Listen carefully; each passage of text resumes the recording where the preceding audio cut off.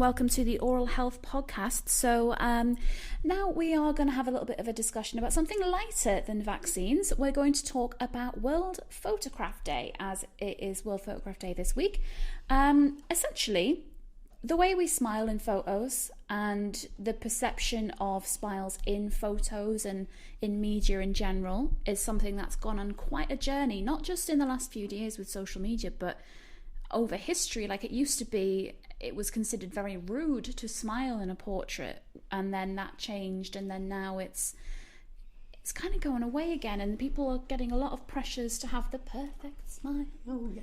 And fake teeth and filters. If you don't want to butcher your mouth, you can use a filter on social media to get the turkey teeth look without any of the blood and gore and trauma. But you make dentistry sound so lovely. Well, smiles and World Photograph Day, I just wanted to talk about smiles in photos. I wondered how you were going to get that tenuous link in there of Photo Day, but yes, I can see it now. Yeah, the smiles. Okay. Yeah, because when you asked me to do it, I was thinking, what's that got to do with us? Anyway, but I'm with you now. Okay, I'm with you. Cool. Caught up. Goodness.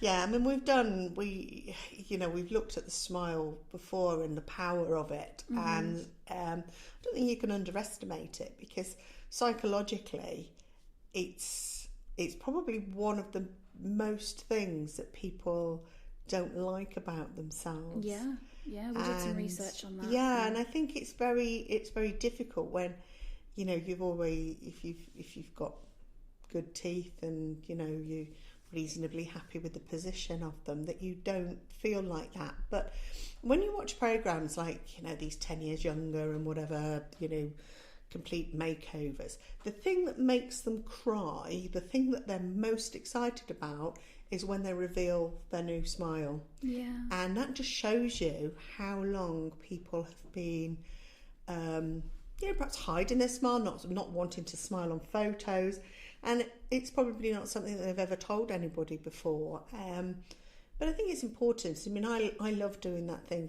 when somebody looks really, really grumpy, smile at them. And it's really, really hard for them not to smile back. It's really hard. So I think it's very powerful as well. There's something powerful about our smile. I mean, the most enigmatic smile, when you look at Mona Lisa, not really a smile. It's more of a little smirk. Yeah, it's kind of like, I know something that you'd really like to know, a really juicy bit of gossip, but I'm not going to tell you. Yeah. And I think that is quite intriguing. And there's for many, many hundreds of years, people have been wondering and pondering about her smile, and I think that's really nice that people kind of go, I wonder why she's smiling like that. But yeah, you're right. I mean, I was sorting out some photos the other day and laughing my head off at some of my grandparents' photos. Going to the beach with a three-piece suit on and a hat and a scarf and a stick and whatever, and they don't smile. No. But then photos weren't as instant. I think you probably had to stand for about 5 minutes, didn't you, before it was exposed? Yeah. So I think smiling, you'd have got face ache by the end of it. But it's funny, isn't it, that we're so used to, or certainly a younger generation is so used to having photos instantly and being able to adjust those photos instantly. Yeah. Whereas, when I was younger, we put a film in a camera, we took our photos, we sent them away. 2 weeks later, we'd get them back, and there'd be one that you hadn't got your thumb over. There'd be like 3 that were absolutely possible, and the rest one of the dog, because he needed to fill up his roll of tape. Yeah, I know. And then there would be 3 photos, and you didn't look good in any of them. So now we couldn't filter then. We couldn't edit. We couldn't take red eye out. It was a whole different ball game. And I think now, I think there's far more pressure on everything, not just a smile. But people look too happy. People don't like that. You've got to look sort of moody and mean and pout and do all of that. Karen just did a duck face. I did. I just pouted. It's a good job we're not videoing this. You get my pout. But that isn't realistic, is it? Because nobody walks around like that all the time. And you know, I worry for people who think that that's the norm, that you're going getting turkey teeth, so-called, is the way to get a good smile, because it's not.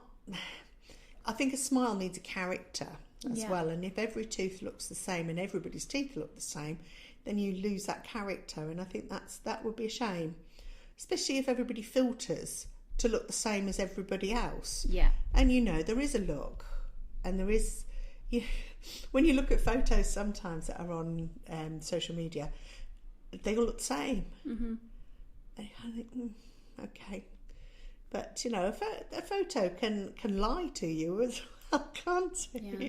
A friend of mine put it very well when we were at the pub. He said, you know, back in my day, a picture was worth 1,000 words.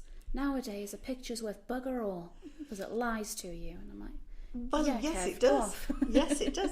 I mean, and I think the thing that I didn't realise they did, and this is my daughter that showed me this. You have the phone, and you just keep your finger on it, and you probably take 50 photos, and then you can sort through and find the one out of those 50 that you like. Yeah. Now, how much pressure is that putting on yourself? You've got 50 photos and you're just going to choose one where you look it's not what you think is the best. It's not healthy to analyse every aspect of your face over and over again to post on Instagram that you had a nice day. It's like, I don't like that don't one because one eye looks smaller than the other. Yeah. Well, invariably people are not symmetrical. So you are going to have one eye. Excuse me. I think when there was an experiment, wasn't there, and they put one side of the face to the other side, and people don't look like themselves because we're not symmetrical, even though we think we are. And it's very funny because when we look in a mirror, that's not what people see. It's a mirror image. So when we see a photo, that's what we actually look like, not what we look in the mirror. And that's quite scary as well.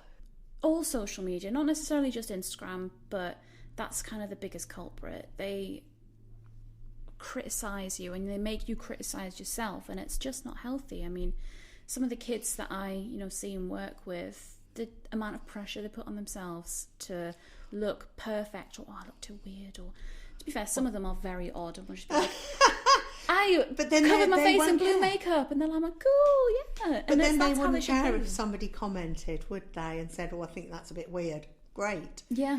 But there were so many people that would take that, that they and ah whether to post a photo of themselves because they think, or people think that they have the right to comment on that photo. Mm-hmm.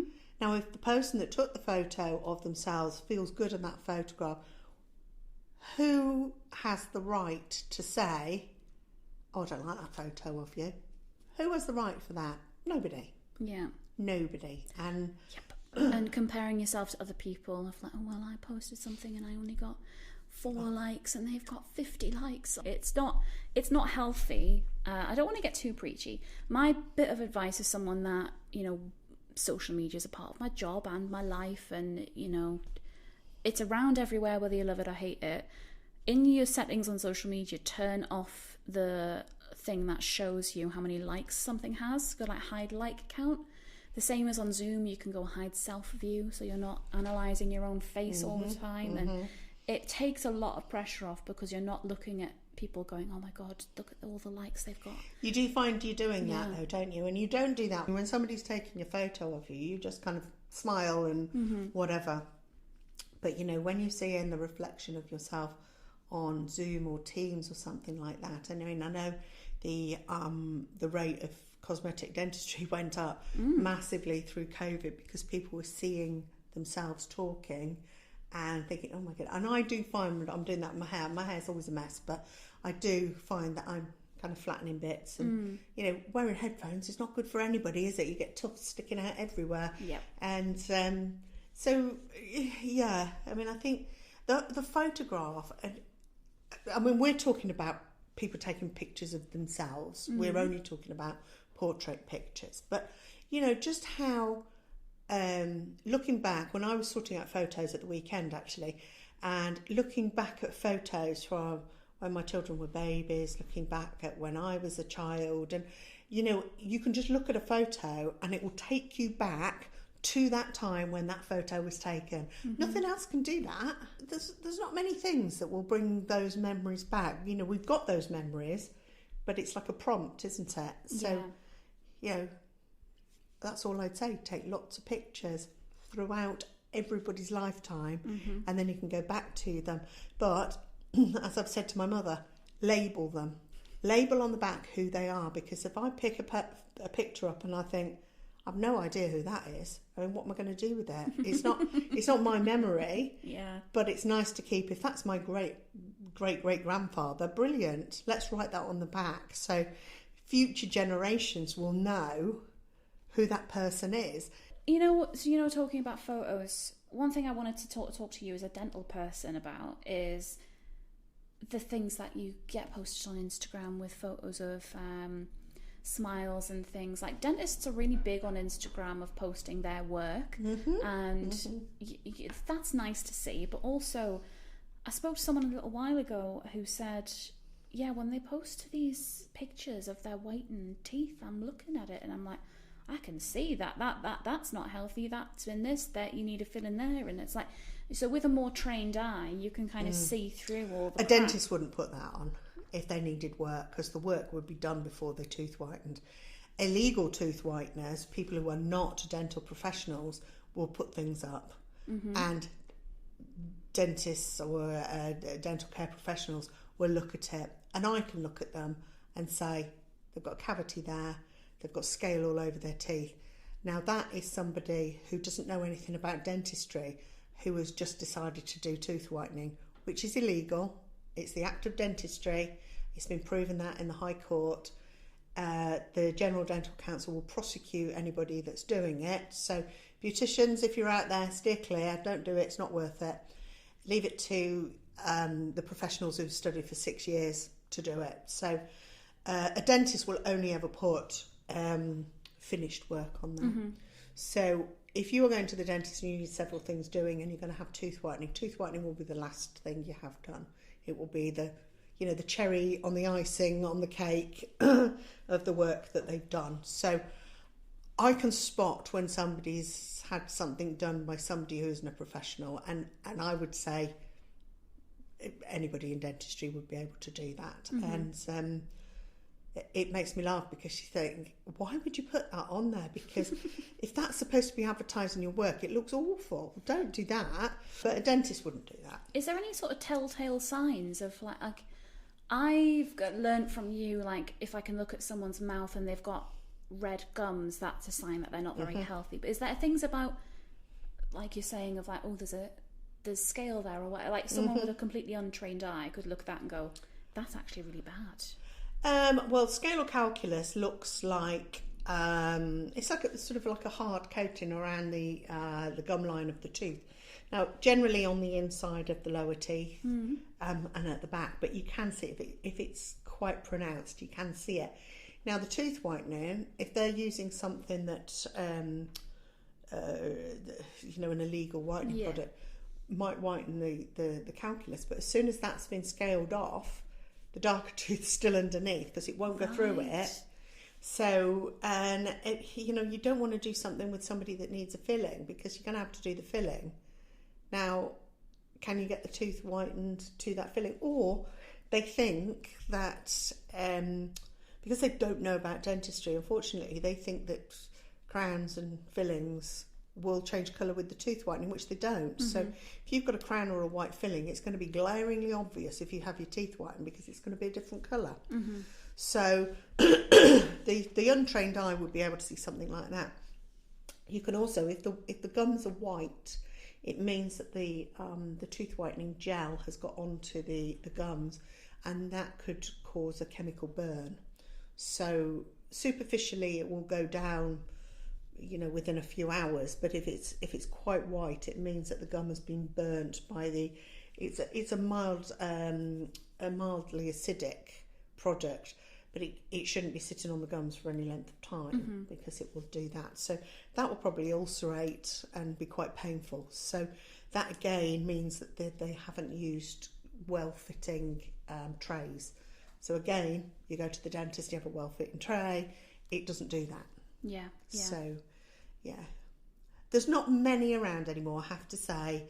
When we did the campaign, Safe Tooth Whitening, which is now incorporated into Safe Smiles, we did the campaign to educate the public and beauticians not to be doing illegal tooth whitening. We don't have many cases anymore. I don't see much on Facebook about it. I do look from time to time, but the General Dental Council were prosecuting and they won every case that they took to court. So, you know, when they started to happen and people started to realise that, I think it's small now. It's small. Yeah. But, you know, if you are listening to this and you're thinking about tooth whitening, please go to a dentist. It might be a little bit more expensive, but it will last longer. Your teeth will be safe because you only get one set of teeth, and if you put chemicals on it that aren't supposed to be on there, you will ruin the enamel of your teeth. And you know, it lasts about 4 years if it's done properly. And all you do is you keep your trays, and if you need it doing again, you go to the dentist and you start the process again. You've already got your trays, so they're just going to supervise you with the chemical again. So, you know, it can be done again.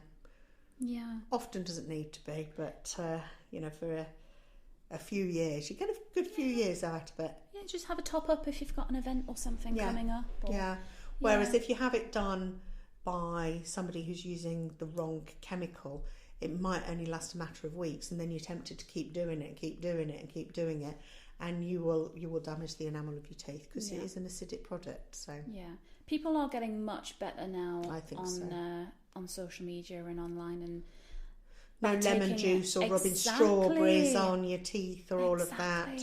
I hope all that's gone. Yeah, things like super savers or they're like, "Ooh, you got some lemons, rub them on your face." It was like, and you go yellow. Exactly, like it gets brighter at first and then it fades and it's worse. It's like that. Well, yeah, I mean the thing with a lot of these things, you are dehydrating the tooth because you're drying it out, obviously. And a dehydrated tooth will look lighter because you've lost that saliva film that forms on the teeth all the time. So once you've lost that, the tooth looks lighter. So they'll show you and go, "Look, this is before and afterwards." You go, "Wow, that's amazing." You go home, and as soon as the pellicle, as it's called, comes back, which is, you know, when you feel your teeth, they don't actually feel really dry. There's almost like so you can feel it. It doesn't feel wet, but then when you rub your finger's not wet. Yeah. So your tooth, it's a buffer to try and protect the enamel of the teeth.